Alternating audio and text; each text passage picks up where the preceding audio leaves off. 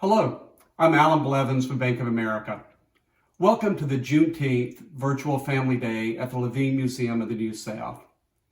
Bank of America is honored to support the museum's Family Days series, a way that we can collectively acknowledge, celebrate, and honor the stories and history of our community. As we commemorate Juneteenth, we're reminded how far we've come and how much more is to be done. Learning from our past and from one another is just one of the ways we can move forward together. We're honored to join the Levine Museum in this virtual celebration of Juneteenth. Thank you.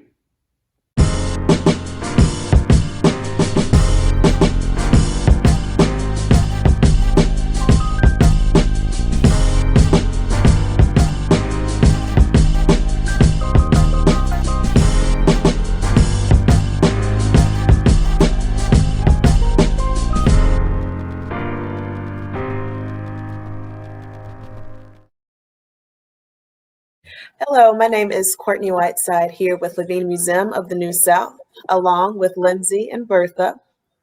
And we want to welcome you to our virtual Family Day celebration of Juneteenth. Today, you will see musical performances by Brand New Sheriff Productions, story times with Lillian Shaw, music by Destiny Stones, historical insights by Dr. Willie Griffin, and poetry by Josh Smalls of Guerrilla Poets. We want to take time to thank Bank of America and the Arts and Science Council for making our Family Days possible, as well as Healthy Blue of Blue Cross Blue Shield, North Carolina, for their support in today's programming. To start out with some historical background, Juneteenth, short for June 19th, represents the day in 1865, nearly 2 years after the Civil War ended, when enslaved people in Texas learned they were free. Juneteenth is considered one of the major American celebrations, and it has also been known as African American Freedom Day or Emancipation Day, celebrating the day all Americans became free. We will hear throughout our program from Dr. Griffin more facts and information about this historical celebration, like the meaning of the Juneteenth flag. This is the Juneteenth flag that was designed a few years ago. And so the flag is designed to represent the history and freedom of enslaved Africans and their descendants. The design depicts a bursting new star on the horizon. It's a symbol that gives us the opportunity to recognize American freedom and African American history. The star represents the Star of Texas, and it is bursting with new freedom throughout the land over a new horizon, a new freedom and a new people. Over the past few years, many more Americans across the United States have begun to celebrate Juneteenth. This year, those numbers are expected to continue to rise due largely to the increasing awareness of the importance of African American history.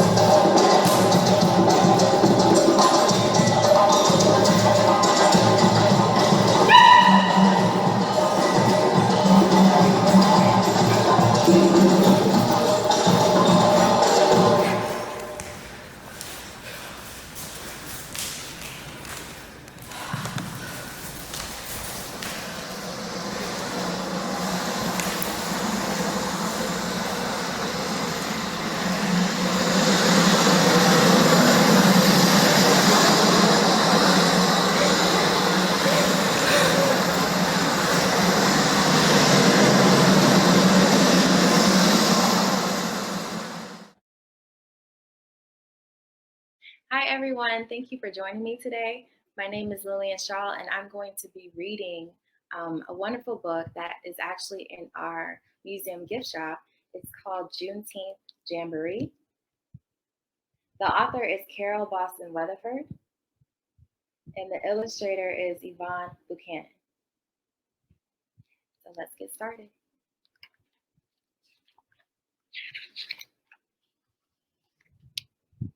It was a fine day for daydreaming. Breathing in aromas of apple cobbler and tater pie, Cassandra gazed out her bedroom window.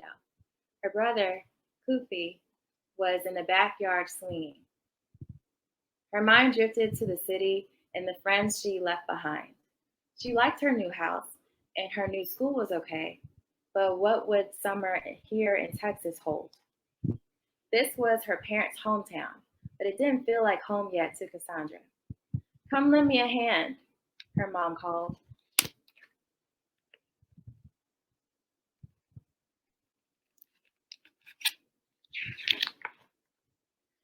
Cassandra raced into the kitchen, then stopped in her tracks. Dishes lined the countertop. From the looks of this place, her parents had big plans. What's going on? It's a surprise, replied her mother. Cassandra thought for a moment. It wasn't anyone's birthday. What kind of surprise? She asked. A Texas tradition, said her father as he bent down to kiss the top of her head. You'll see. Cassandra helped make red velvet cake while her father fried chicken. Her dad was whistling, and every once in a while he danced over to where her mother was working and twirled her around as if they were dancing at a fancy party.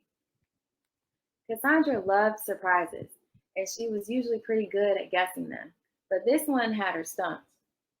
She was so deep in thought that she jumped when the doorbell rang. See who it is, Cassie, her mother said.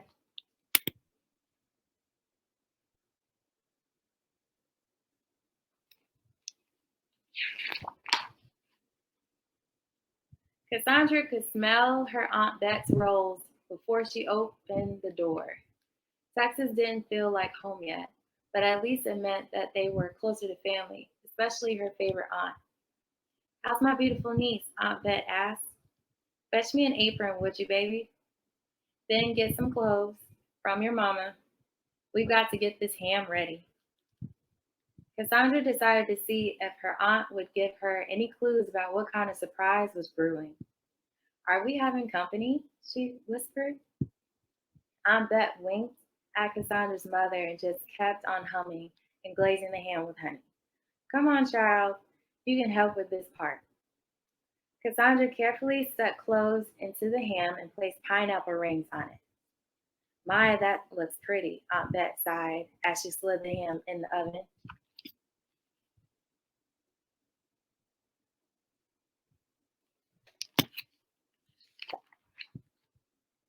Goofy and Dad bustily snapped string beans while Mama began packing a picnic basket. Cassandra had never seen so much food, but she was more curious than hungry. Why the feast? Memorial Day had passed, and the 4th of July was still in 2 weeks away. Time to get dressed, Cassie, said Mama. But I am dressed, said Cassandra. Her mother hurried upstairs. Just you wait, she said, lifting a calico dress from a pine chest. This is the best part of the surprise. Cassandra looked to dress up. Cassandra loved to dress up. And in fact, her mother sometimes scolded her for going into her closet, and now she was letting her wear this beautiful dress. First, her father dancing in the kitchen, now this. Whatever the surprise was, it was sure making her parents act funny. She looked in the mirror. The outfit was yellow and blue, the colors of the Texas sun and sky.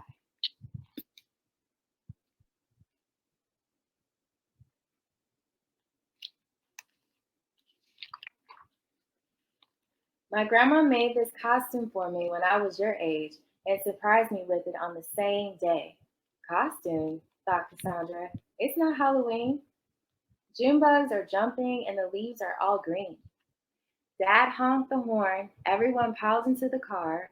Cassandra sat next to Kofi on the back seat, holding a cake plate and shooting her little brother's fingers away from the frosting. The car smelled just like the kitchen. All this surprise business was making her hungry.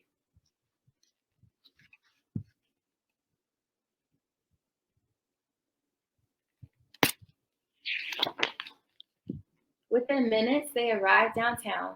They parked at the church and left the food in the fellowship hall. Then they walked to the square. It seemed like the whole town was there. Some girls from Cassandra's school walked arm in arm in their long skirts and pinafores. Her parents pointed to a banner that flapped in the breeze. Juneteenth, giggled Cassandra. What kind of word is that? Why, that's the surprise, honey, said Aunt Bet. It means June 19th, Dad explained. That's when Texas slaves heard they'd been freed. President Lincoln signed the Emancipation Proclamation in 1863, but news didn't reach Texas until more than 2 years later. Nobody really knows for sure what took so long, but you better believe folks rejoiced when they finally found out.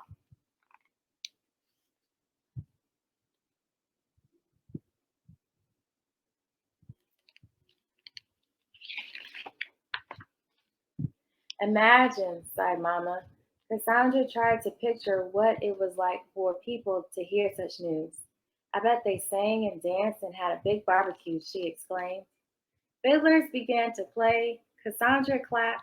Aunt Bet slapped her hip. I want to see the ducks, Koofy begged. He and Dad walked to the pond.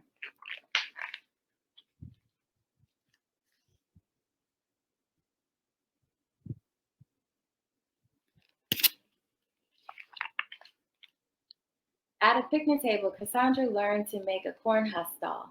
I call her Lizzie, she declared. A girl in a pink pinafore leaned over to look at the doll. Lizzie's my name too, she said, smiling. As Cassandra introduced herself, Lizzie's mother called her from another picnic table. I've got to go, Lizzie said, but I'll see you later. Cassandra hoped so. A Texas summer might not seem so long with a new friend.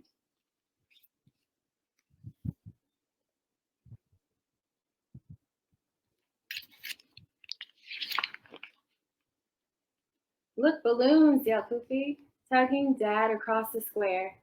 The family weaved through the crowd toward the balloon booth. Can I have one? Koofy blurted. Not so fast, the balloon man said, giving them slips of paper. First, sign your name. But there's already writing on it, said Cassandra. Forever free, she read out loud.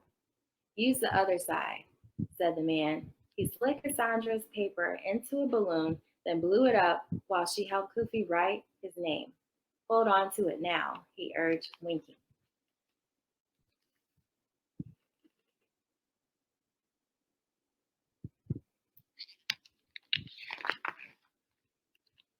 Under a shade tree, women showed off baskets, brightly colored patchwork quilts they made from their own hands.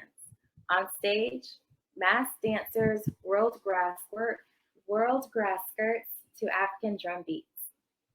Lizzie ran over and invited Cassandra to promenade around the square with the other girls in costume after dinner.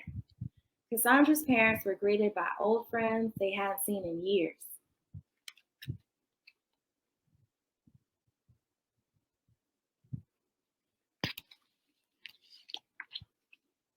A bearded man carving a cane spun tales of the first Juneteenth.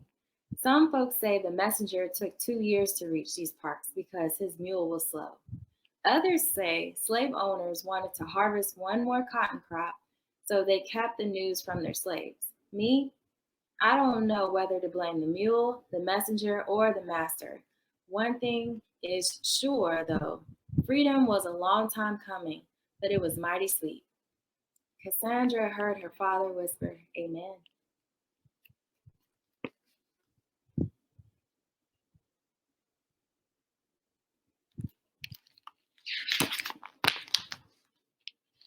At noon, the church bells pealed. High school band marched down the street. A man on stilts towered over the crowd. A choir sang spirituals that slaves had once sung in the fields. Aunt Bet shook a tambourine and sang along.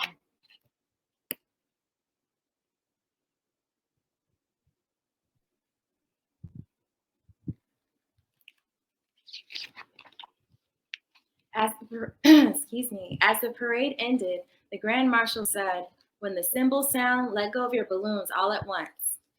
Clash clang, hundreds of balloons carrying messages of freedom floated toward the clouds.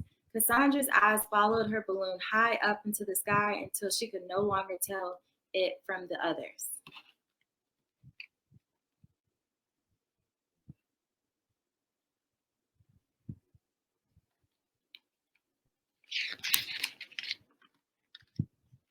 She imagined slave families celebrating their newfound freedom, jumping, shouting, laughing, and crying, their spirits taking wing like birds released from cages. The balloons soared higher and higher.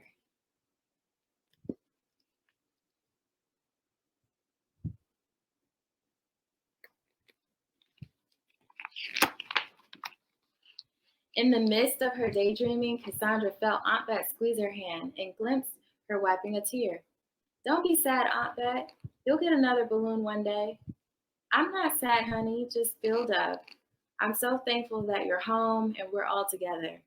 "Me too," said Cassandra, giving her aunt a great big hug. "Me too."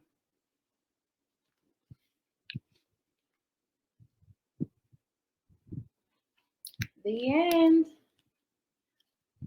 All right, everyone, thank you for joining me. I will see you soon for the next book. Thank you.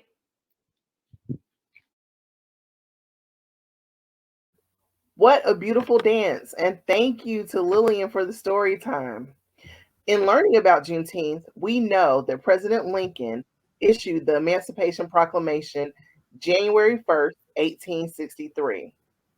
This proclamation declared all persons held as slaves within the rebellious states are henceforth shall be free.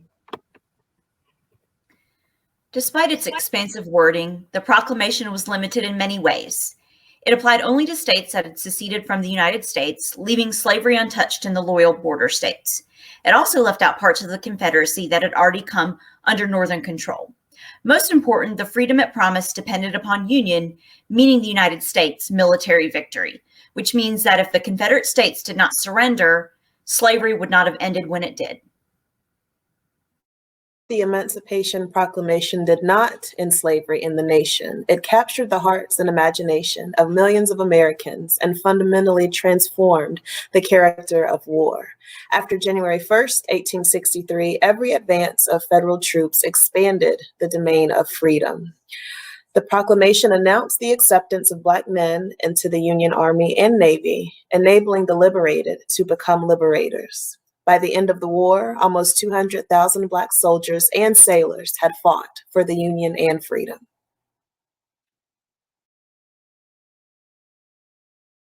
So in examining this map, it is important to understand that after Emancipation Proclamation was issued, Union forces determined that they would no longer return enslaved African Americans. So essentially, those enslaved African Americans in the South became known as what we call contraband.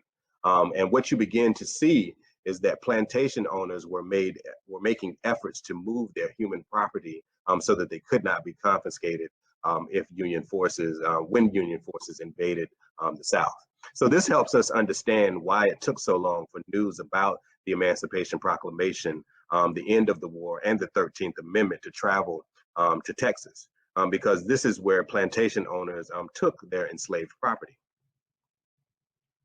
And so this is a sketch that shows a rendering of Confederate officers transporting enslaved Africans across the South into Texas. General John Bankhead McGirder had been in charge of the Texas district in 1863, or from 1863 to 1864.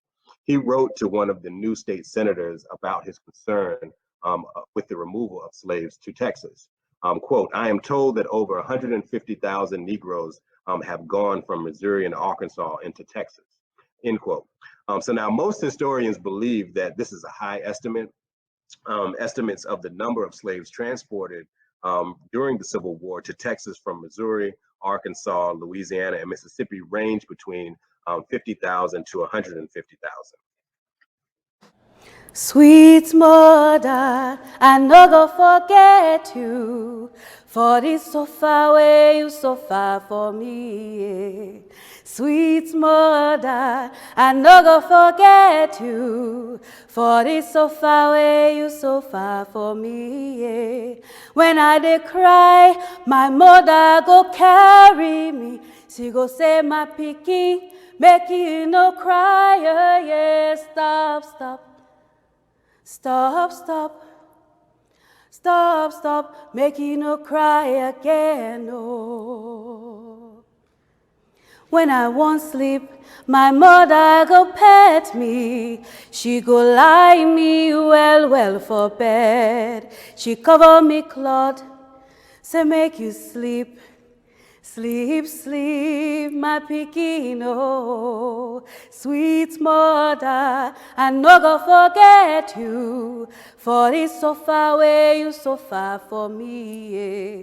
Sweet mother, I no go forget you, for it's so far away, you so far for me. Yeah. Sweet mother, I no go forget you, for it's so far away, you so far for me. Yeah. Sweet mother, I no go forget you, for this so far away, you so far for me. Yeah.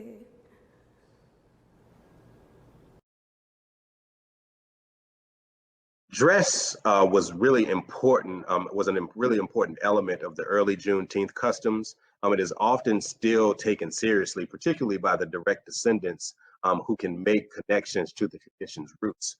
During slavery, there were laws on the books in many areas that prohibited or limited the dressing of enslaved, of those who were enslaved. During the initial days of the emancipation celebrations, there were accounts of former slaves tossing their ragged garments in the creeks and rivers to adorn clothing that they had taken from plantations that had been formerly owned by their masters. In the early years, little interest existed outside of African American community in the participation of these celebrations. In some cases, there were outwardly exhibited resistance by barring the use of public property for these festivities. Most of the festivities found themselves out in rural areas around rivers and creeks that could provide additional activities such as fishing, horseback riding, and barbecues. Often the church grounds were also sites of such activities.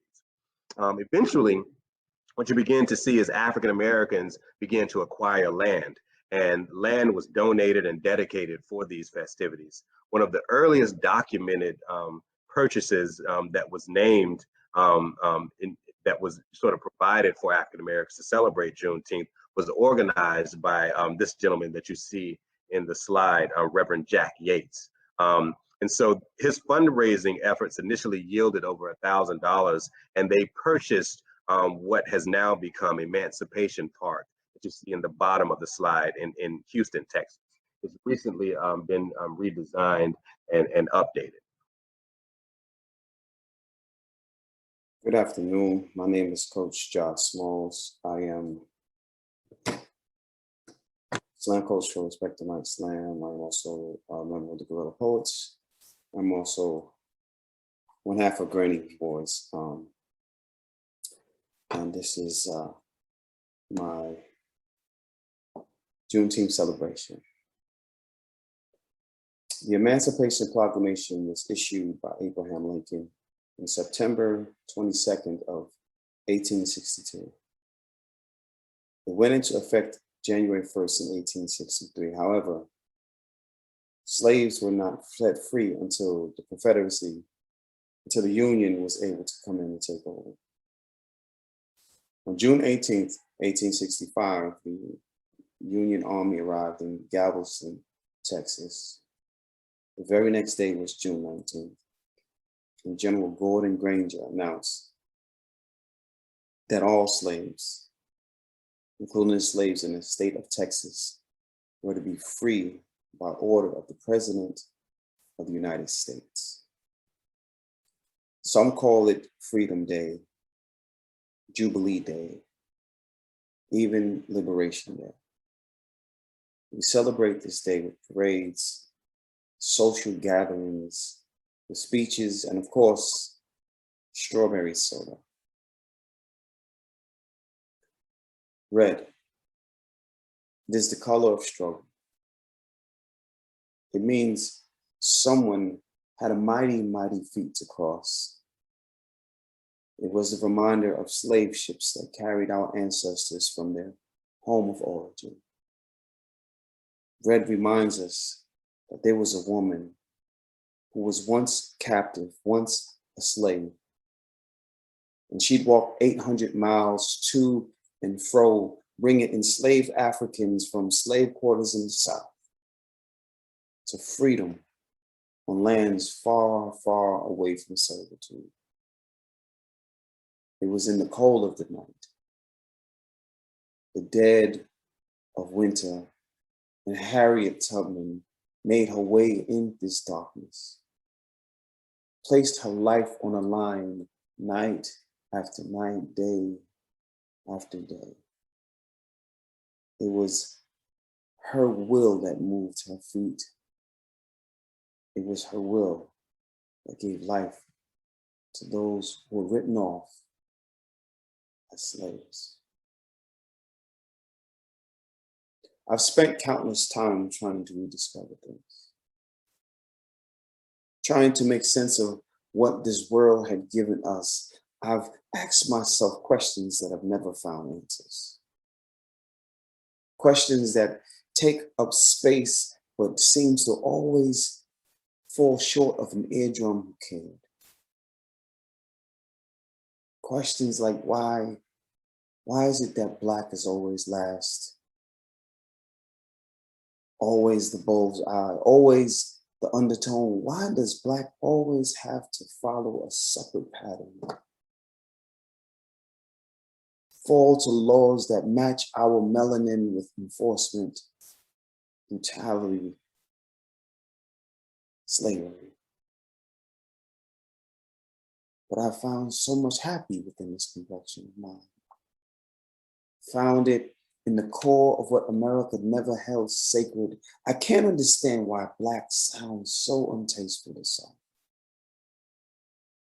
Why does dissatisfaction wrap itself around the inner cities where we live? But I found happiness in this skin, this race, this complexion on this day, June 19th, a day we celebrate victory. For those whom America left behind, who she forgotten over the centuries it took us to build her up, to build her cities, her small towns. We built her roadways, we built her educational systems. We built her White House. We are a proud people, always have been. Even when trouble seemed to locate us with a vengeance, we have always been a proud people. And I'm so honored to celebrate us on this special day, June 19th, also known as Juneteenth.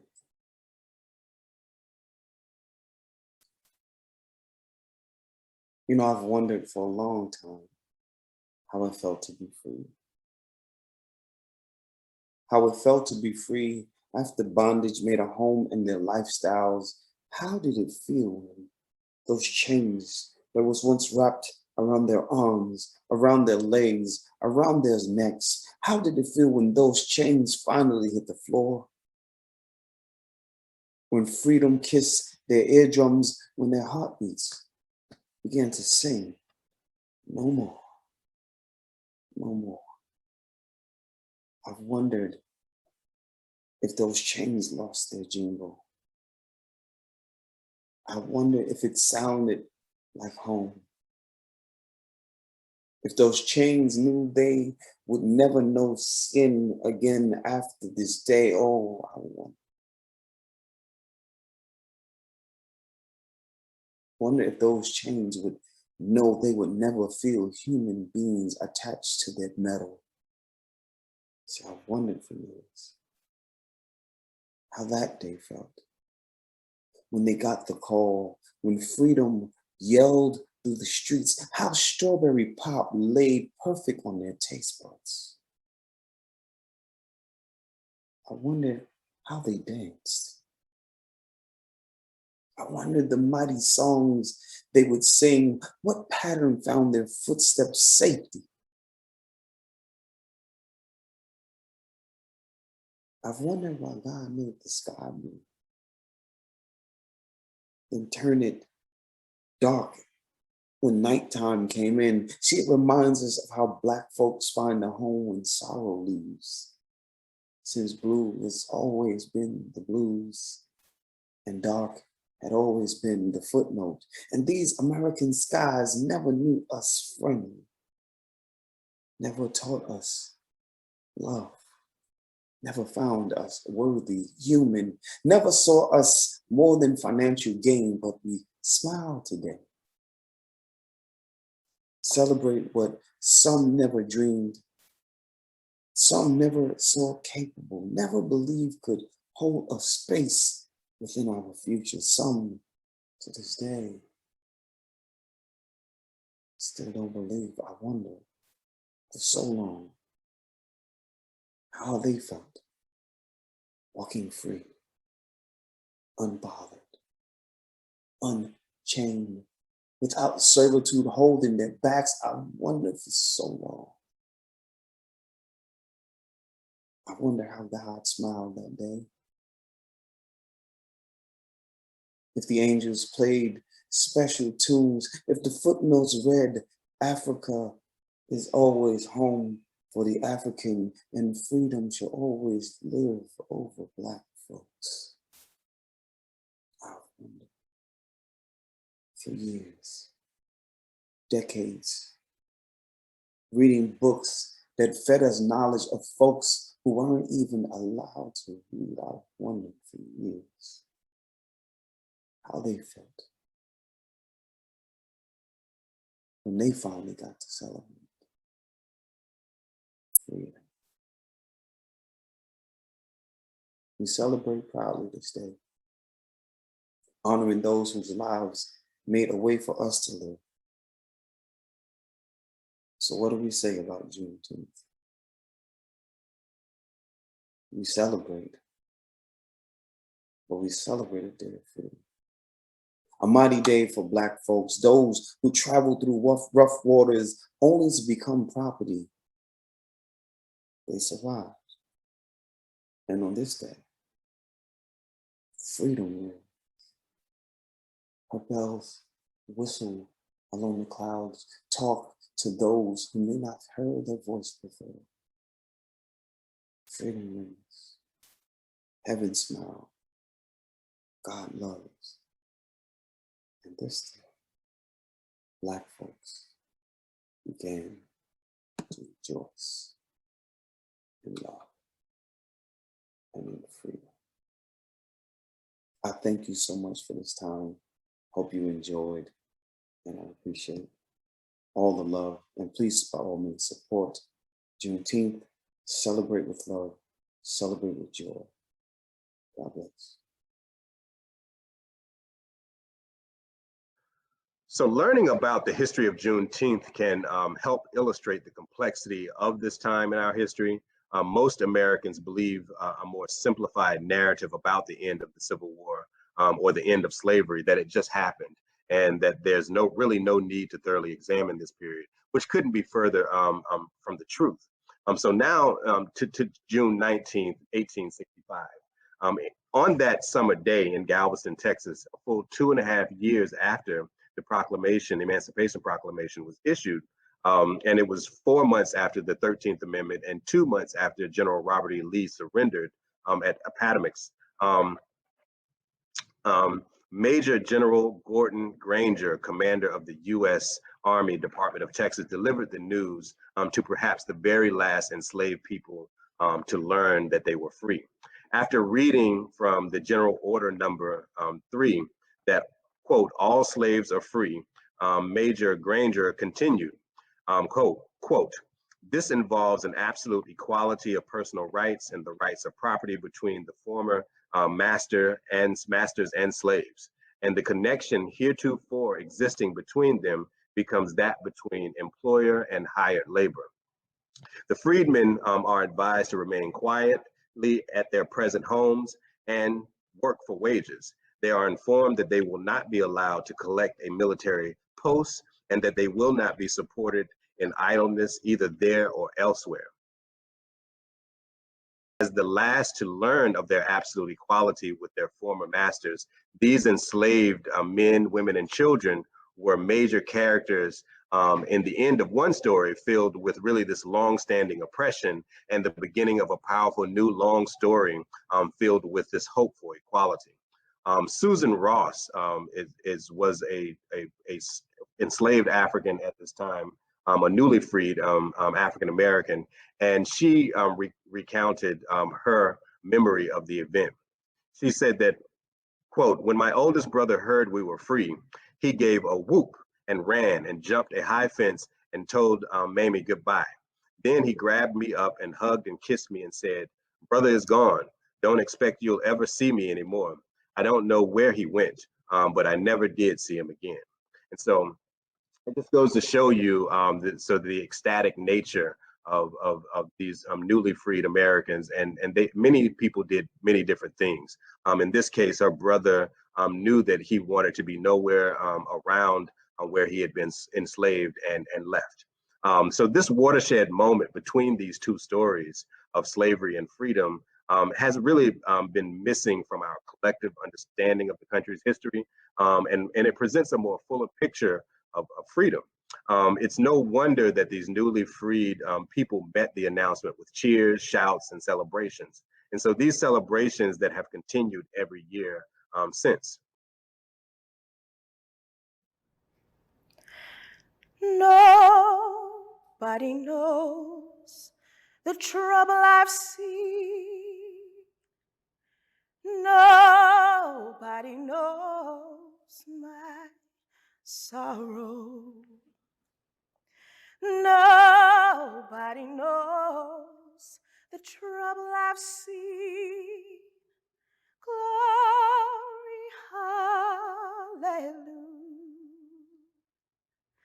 Sometimes I'm up, sometimes I'm down. Oh, yes, Lord. Sometimes my feet are on the ground. Oh, yes, Lord. But nobody knows the trouble I've seen, and nobody knows my sorrow. Nobody knows the trouble I've seen. Glory, hallelujah. If you get there before I do, oh, yes, Lord, tell my friends I'm coming too. Oh, yes, Lord. Still nobody knows the trouble I've seen, and nobody knows my sorrow. Nobody knows the trouble I've seen. Glory, hallelujah.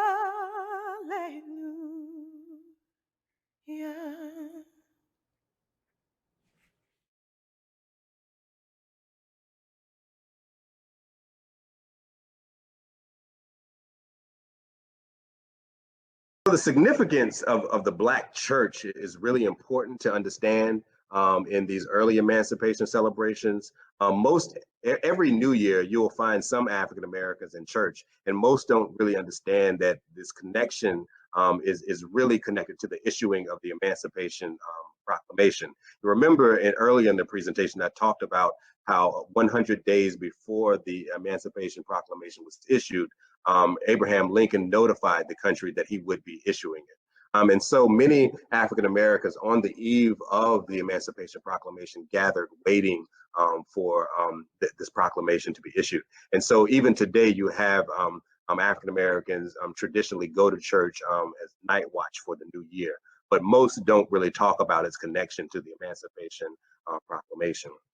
Grace Army Zion and First Baptist Church. This is a picture of Zachariah Alexander, who was the founder of the Alexander Funeral Home here, one of the oldest Black institutions in the city. And he often presided over some of these early celebrations. Hi again. So we're on our second book. We're going to be reading Juneteenth for Macy. The author of this book is Floyd Cooper, who is also the illustrator as well.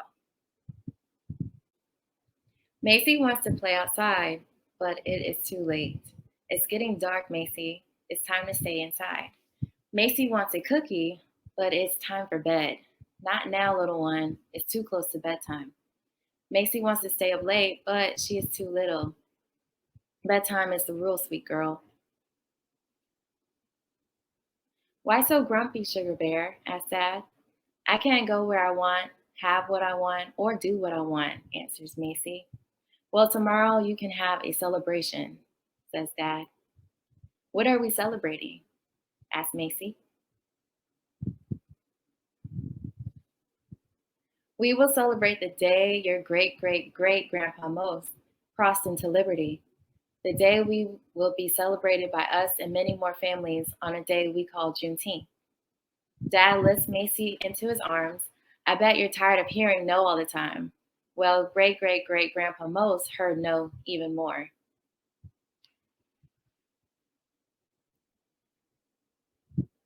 Grandpa Mose worked in fields that stretched all the way to sunset.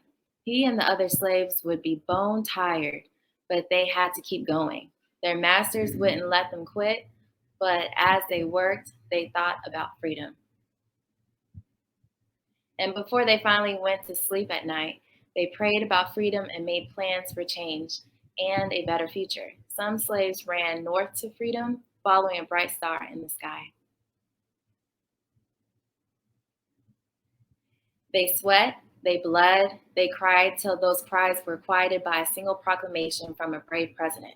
Grandpa Mose heard that proclamation read from the balcony of the hotel on that warm June day in Galveston, Texas. Grandpa Mose heard nothing but cheers, saw nothing but happiness, and felt nothing but pride shared by all those around him. The cheers became dancing, the dancing became celebrating. It went on and on into the night. Grandpa Mose and the others had found freedom. They continued to work, but this time they were paid and for their hard work. So they worked, they saved, and they never forgot the moment they heard, the moment that changed their lives forever. But things weren't perfect. Black people still struggled to stand shoulder to shoulder with white people. They still weren't treated as equals. It wasn't easy, but they never gave up. And every year on Juneteenth, they remembered. They marched for jobs, they lobbied for schools and the right to vote. They shouted for opportunity. And every year on Juneteenth, they celebrated and remembered. They learned and they grew. They excelled and achieved. They became heroes. Now, sweet Macy, it's your turn to celebrate, just like great-great-great-grandpa Mose. It's your turn, Macy, to eat some barbecue and drink some strawberry pop. It's your turn to celebrate and to remember. On June 19, 1865, soldiers arrived in Galveston, Texas, announcing the end of the Civil War and the end of slavery in the United States. It was more than 2 years after President Lincoln's Emancipation Proclamation. Celebrated every year on June 19th, Juneteenth commemorates the announcement of the abolition of slavery and the emancipation of African American citizens throughout the entire United States. That was a wonderful book. I loved it. I love the illustrations. Thank you. Thank you so much for joining me, and I hope you enjoy your Juneteenth. Here is a picture from Shot by Jay Hines. Shot by Jay Hines. Do you know who you are? Who you really are? Do you know you can be what you want to be? If you try to be what you can be. Hey, black child. Do you know where you're going? Where you're really going? Hey, little girl, what you doing over there? I like the curls that are in your hair, and your skin that is real, real brown, and your smile that light up the town. Hey, little girl, what you doing over there? I like the puffs, the bows in your hair, and your skin that is light, light brown, and your laugh that spread like a fire. Black girl, black girl. Black girl, black girl. Black girl, black girl. Black girl, black girl. Hey, young lady, what you doing over there? I like the hoops in your ear, and your skin that is real, real brown, and your charm that you carry around. Hey, young lady, what you doing around here? I like the confidence that you wear, and your mind that takes folks to space, and your business booming every day. Black girl, black girl. Black girl, black girl. My, my, my, my, my. Black girl, black girl. Ooh. Black girl, black girl. Hey, Miss Ma'am, I'm so glad you're here. Looking so pretty in your brown skin, paving ways and doing what you do, making sure that my sisters get through. Hey, Miss Ma'am, so glad that you're here. Say black, don't crack, and you proving it. Working hard and showing what you got. Been doing it for years, and you ain't gonna stop. Black girl, black girl.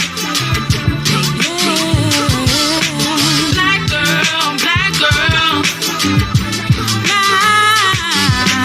Black girl, black girl. Black girl, black girl.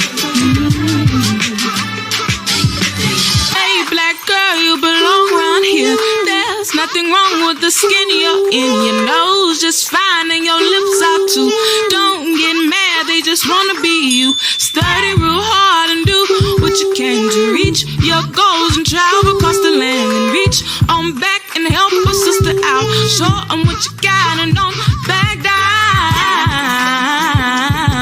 I'm a black girl, you a black girl, we both black girls. Black girl rock, black girl magic. Black girl, black girl. I love my black girl. Black girl, black girl. Black girl, black girl. This is for my black girl. Black girl, black girl. Yeah. Go black girl, go black girl, go black girl, go black girl, go black girl.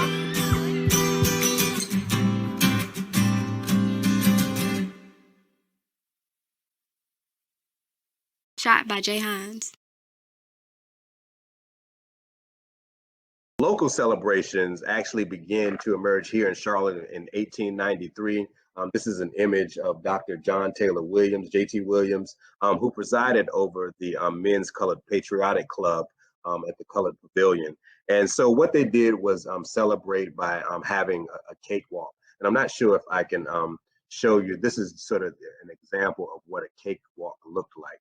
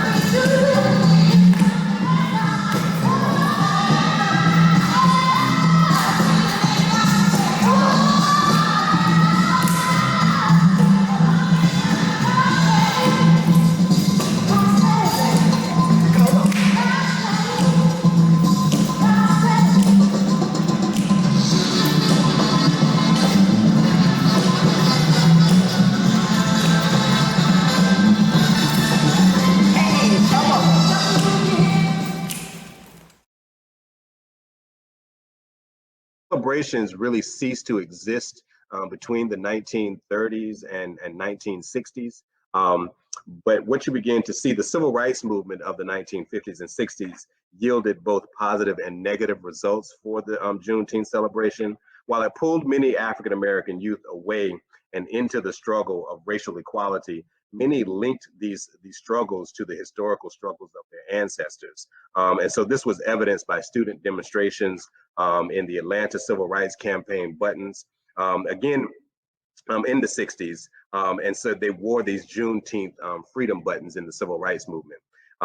In 1868, Juneteenth received another strong resurgence through the Poor People's March in Washington, D.C. Reverend Ralph Abernathy called for people of all races and creeds and economic levels and professions to come to Washington and show support for the poor. Many of these attendees returned home and initiated Juneteenth celebrations in areas that where they had previously been absent. So in fact, two of the largest Juneteenth celebrations founded after this march are now held in Milwaukee and Minneapolis, which is really ironic, considering what we're dealing with as a country now. Thank you, Dr. Griffin, for sharing about our very own celebrations here in Charlotte. And it sounds like he'll be leading us next year for our Juneteenth Family Day, back again in person with a cakewalk, and I'm here for it. I really hope you guys are enjoying our presentations today. I'm learning so much from Dr. Griffin. And also, I'm very interested about the historical connections between Juneteenth and the Black churches. And speaking of Minneapolis, here's a short video from 2015 celebrating the 150th Juneteenth anniversary that our friends at the Minnesota Historical Society put together. Enjoy.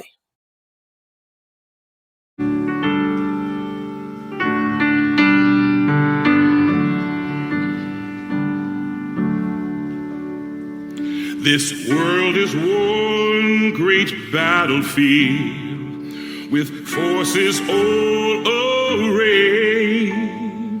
If in my heart I do not yield, I'll overcome someday.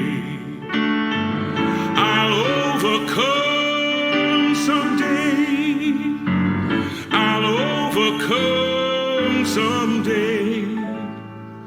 If in my heart I do not yield, I'll overcome someday.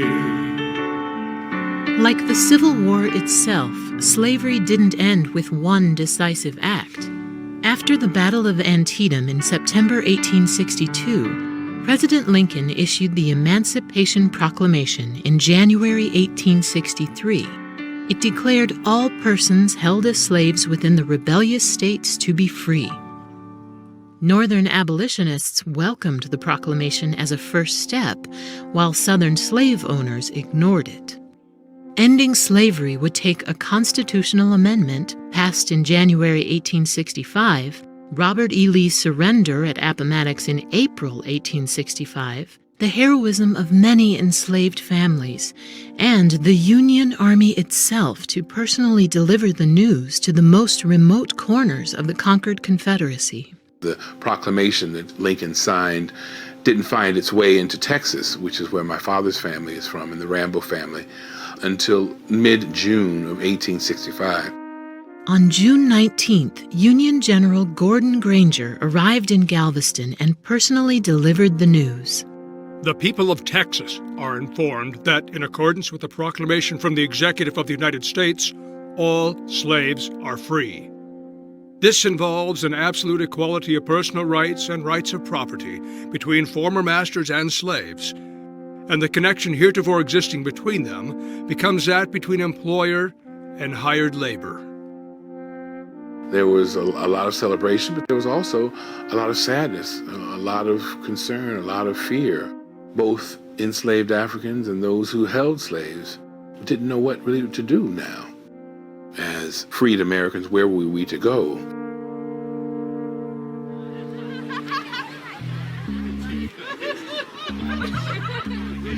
150 years later, June 19th is a day of remembrance and celebration. I think my first Juneteenth celebration was when I was 6 or 7, because I remember roasted ears of corn. And this was in Austin, Texas.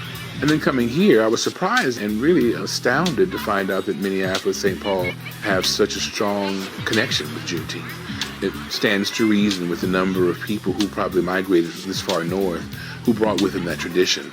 Every year in Texas, Minnesota, and around the country, Juneteenth is marked with music, food, and fellowship. We are celebrating at Mississippi Regional Park. There's all ages here. I just see all kinds of people and colors. It's amazing to me that, especially among the African-American culture, we have a little bit of a fear of embracing that history, because there's some shame connected to slavery. I don't feel that way. I feel that is such an important part of who I am as a person. The strength that I have within me comes from that struggle. African American Independence Day. So we're celebrating. Yep. Our day of liberation, our day of liberation. It's important to have opportunities for us to celebrate our oneness, our wholeness, our completeness, our dynamic selves. It's vital to African American people to have an opportunity, a date that heralds the importance of who we are as a people and what we've been through as a people. Juneteenth gives African American communities a chance to reflect on their ancestors' struggles and achievements, and also to spotlight current issues. There is a lot going on in this world. There's a lot of anger, a lot of frustration, and a lot of uneasiness.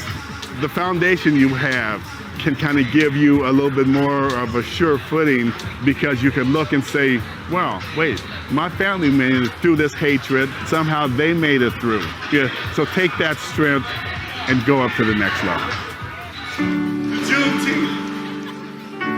I love seeing the support that I get every year. It's always new people I'm meeting and hopefully collaborating with them so we can have Juneteenth and not let it die. It's so important. If in my heart I do not yield, I'll overcome someday.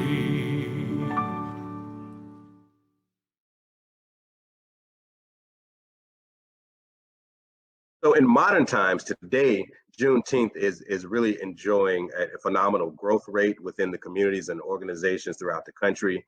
Institutions such as the Smithsonian, the Henry Ford Museum, and other have begun sponsoring Juneteenth-centered activities.